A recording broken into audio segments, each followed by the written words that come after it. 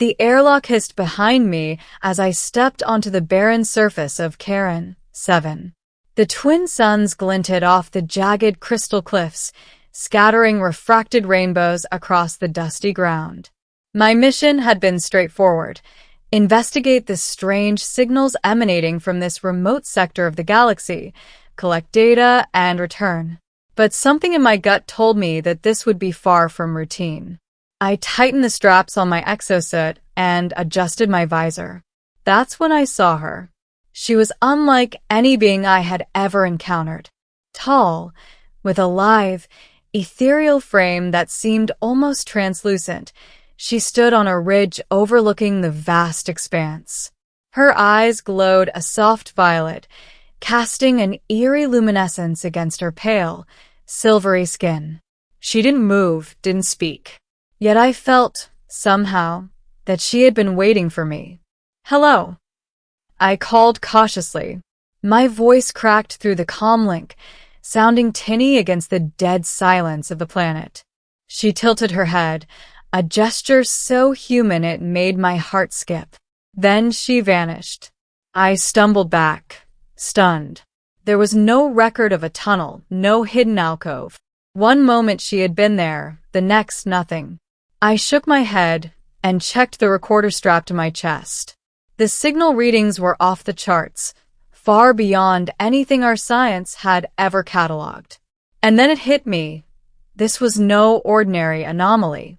Whoever, or whatever, was behind this had technology or powers far beyond human comprehension. That night, as I huddled in my temporary shelter, the image of her violet eyes haunted me. I replayed every detail in my mind. The way she had disappeared, effortlessly, like water evaporating under heat. The way I could feel her gaze even when she wasn't there. And most chilling of all, the sense that she had been observing me for far longer than I could have imagined. I tried to rationalize it. I was a trained explorer, a seasoned operative.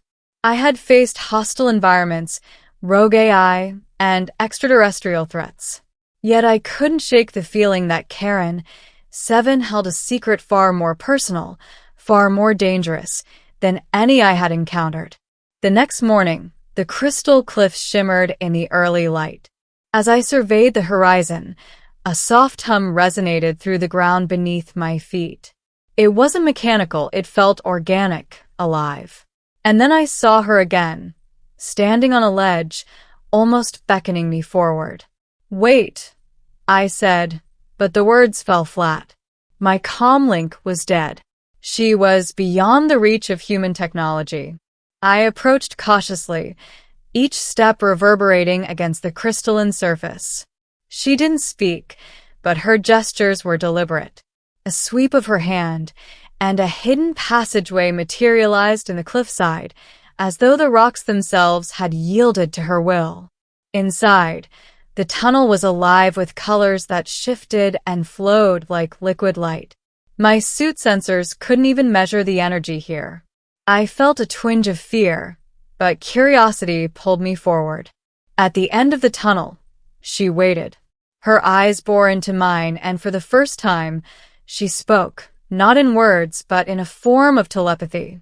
Her voice was soft, melodious, yet filled with urgency. "Do not fear. You are not ready yet." I staggered back, startled. Not ready for what? I asked aloud, though I could hear her reply in my mind. "You cannot comprehend what I am, or what I am hiding. To see it now would destroy you." "What are you hiding?" I demanded. Her gaze softened. "A secret older than your species. A truth buried across galaxies. A truth that touches the very core of life itself." I swallowed, trying to steady my racing heart. "Show me, please. I need to understand." She shook her head, a gesture of regret. "Not yet. You must survive Charon 7 first. Only then can the truth be revealed." Before I could protest, the ground beneath us trembled violently. The crystal walls cracked, and jagged shards shot up like spears. I barely had time to react as an enormous creature, something between a serpent and a manta, lunged from the shadows.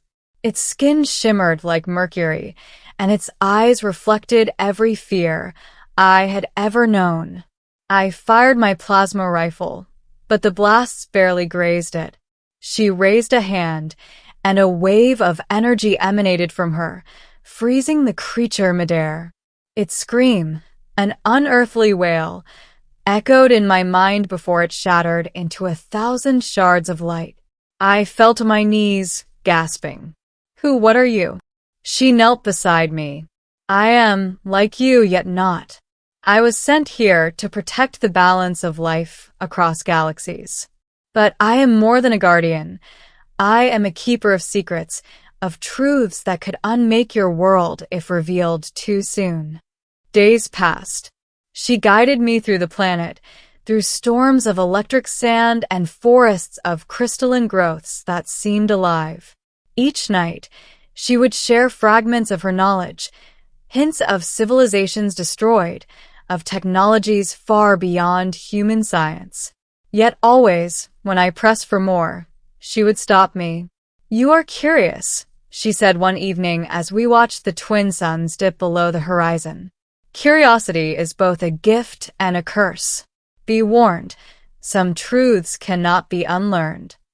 I nodded, though my mind raced. I wanted to understand everything, the alien civilizations, the technologies, the mysteries of life itself. And I sensed that she wanted to tell me. Her hesitations, her moments of longing, betrayed her. She was as human in her emotions as she was alien in her form. Then, on the 5th day, it happened. We reached the summit of the highest cliff, overlooking a valley that pulsed with living energy.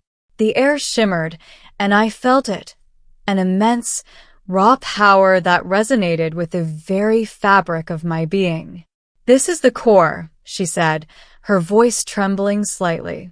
"Here lies the origin of life, the source of consciousness across galaxies." But she hesitated, glancing at me. "You are not ready to witness it fully." "I can handle it," I said, desperation creeping into my voice. "Please. I've come too far." Her eyes filled with a sorrow I couldn't place. Then, finally, she extended her hand. "If you see it, there is no turning back." I took a deep breath and grasped her hand. The world around me dissolved. Colors, sounds, and sensations merged into a single, overwhelming stream of awareness. I saw life emerging on countless worlds, civilizations rising and falling, consciousness weaving a tapestry that spanned galaxies. And then I saw her secret. Her body shimmered and shifted, no longer bound by the forms I had seen. She was a nexus, a living vessel for the core itself, a being who carried the consciousness of every sentient life across countless galaxies. Her existence was both beautiful and terrifying. I stumbled back, gasping. You're everything?" She shook her head. "Not everything. But I am the keeper of what cannot be lost. I am bound to protect, to guide, and to ensure the survival of life. But to bear this knowledge is a burden, one I hoped you would never see." Tears streamed down my face. I felt awe, fear, and a deep, aching humility. I don't know what to say." "You don't need to say anything," she whispered. "You were never meant to understand fully. But you now carry a fragment of the truth. A fragment that will shape the rest of your life." I fell to my knees, overwhelmed. The sheer immensity of her revelation left me shattered, humbled. I had come seeking answers, and I had found a truth so vast that it dwarfed every human endeavor, every aspiration I had ever known. For a long while, we sat in silence. The twin suns of Charon, 7 dipped below the horizon, casting the valley in twilight. Her hand remained in mine, a fragile anchor to the overwhelming reality I had just witnessed. Will I ever see you like this again? I asked finally, my voice barely audible. She smiled faintly. Perhaps when you are ready. But remember, some truths are dangerous in the hands of those unprepared. For now, you must return, carry your fragment, and live with it. Let it guide you, but do not let it consume you. I nodded, though I knew that everything had changed. The universe I had once understood so well now seemed infinitesimal, fragile, and impossibly complex. I was no longer merely a human explorer. I was a witness to a cosmic secret, a fragment of a truth too vast to ever fully comprehend.